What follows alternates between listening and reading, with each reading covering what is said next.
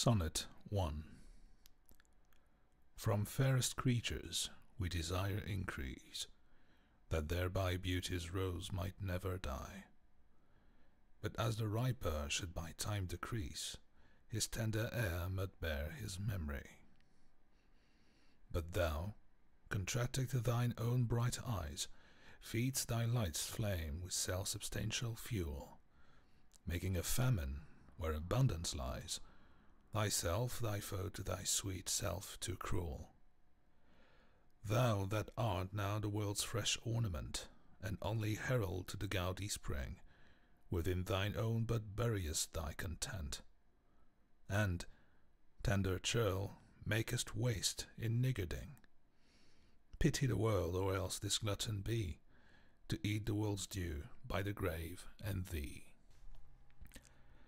Sonnet 2. When 40 winters shall beseech thy brow, and dig deep trenches in thy beauty's field, thy youth, proud livery, so gazed on now, will be a tattered weed of small worth held. Then, being asked where all thy beauty lies, where all the treasures of thy lusty days, to say within thine own deep sunken eyes, were an all-eating shame and thriftless praise. How much more praise deserve thy beauty's use, if thou couldst answer this fair child of mine shall some my count and make my old excuse, proving his beauty by succession thine. This were to be new made when thou art old, and see thy blood warm when thou feelst is cold. Sonnet 3. Look in thy glass, and tell the face thou viewest, now is the time that face should form another, whose fresh repair if now thou not renewest. Thou dost beguile the world, and bless some mother, for were she so fair whose unerred womb disdains the tillage of thy husbandry? Or who is she so fond will be the tomb of his self-love to stop posterity?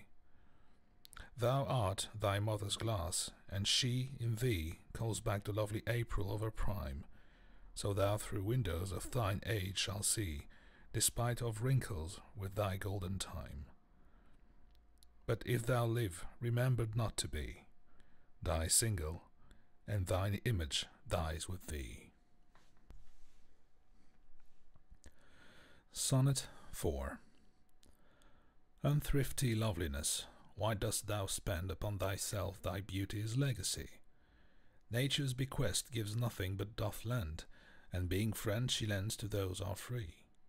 Then, beauteous niggard, why dost thou abuse the bounteous largesse given thee to give? Profitless usurer, why dost thou use so great a sum of sums, yet canst not live? For having traffic with thyself alone, thou of thyself thy sweet self dost deceive. Then how, when nature calls thee to be gone, what acceptable audit canst thou live? Thy unused beauty must be tuned with thee, which, used, leaves the executor to be. Sonnet 5. Those hours that with gentle work did frame the lovely gaze where every eye doth dwell, will play the tyrants to the very same, and that unfair which fairly doth excel. For never-resting time leads summer on to hideous winter, and confounds him there, sap checked with frost, and lusty leaves quite gone, beauty o'ersnowed, and bareness everywhere. Then were not summer's distillation left, a liquid prisoner pent in walls of glass. Beauty's effect with beauty were bereft, nor it, nor no remembrance was it was. But flowers distilled, though they with winter meet, leaves but their show, their substance still leaves sweet. Sonnet 6. Then let no winter's ragged hand deface in thee thy summer ere thou be distilled. Make sweet some vial, treasure thou some place, with beauty's treasured ere it be self-killed. that use is no forbidden usury, which happies those that pay the willing loan, that's for thyself to breed another thee, or 10 times happier, be it 10 for 1, 10 times thyself were happier than thou art, if 10 of thine 10 times refigured thee. Then what could death do if thou shouldst depart, leaving thee living in posterity? Be not self-willed, for thou art much too fair to be death's conquest, and make worms thine heir. Sonnet 7.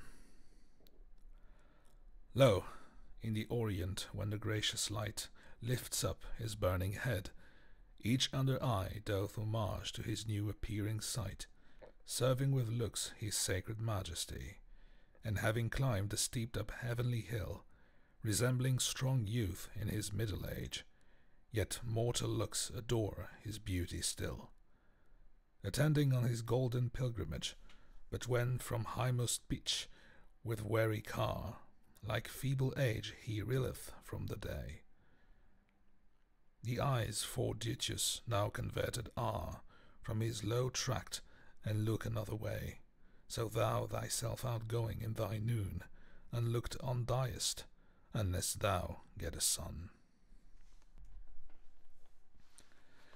Sonnet 8. Music to hear, why hear'st thou music sadly? Sweets with sweets war not, joy delights in joy. Why lost thou that which thou receivest not gladly? Or else receivest with pleasure thine annoy? If the true concord of well-tuned sounds by unions merry do offend thy ear, they do but sweetly chide thee, who confounds in singleness the part that thou shalt spare. Mark how one string, sweet husband to another, strikes each in each by mutual ordering, resembling sire and child and happy mother, who all in one pleasing note do sing, whose speechless song being many, seeming one, sing this to thee, thou single wilt prove none. Sonnet 9. Is it for fear to wet a widow's eye that thou consumest thyself in single life? Ah, if thou issueless shalt hap to die, the world will take thee like a makeless wife, the world will be thy widow and still weep, that thou no form of thee hast left behind, when every privet widow may keep, by children's eyes, her husband's shape in mind.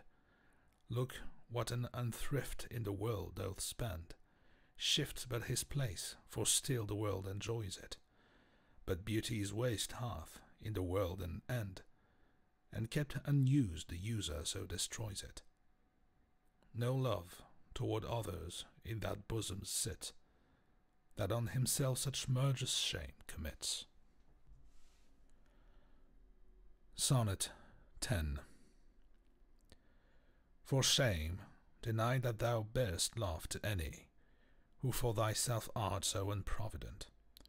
Grant, if thou wilt, thou art beloved of many, but that thou none lovest is most evident, for thou art so possessed with murderous hate, that gainst thyself thou stick'st not to conspire, seeking that beauteous roof to ruinate, which to repair should be thy chief desire.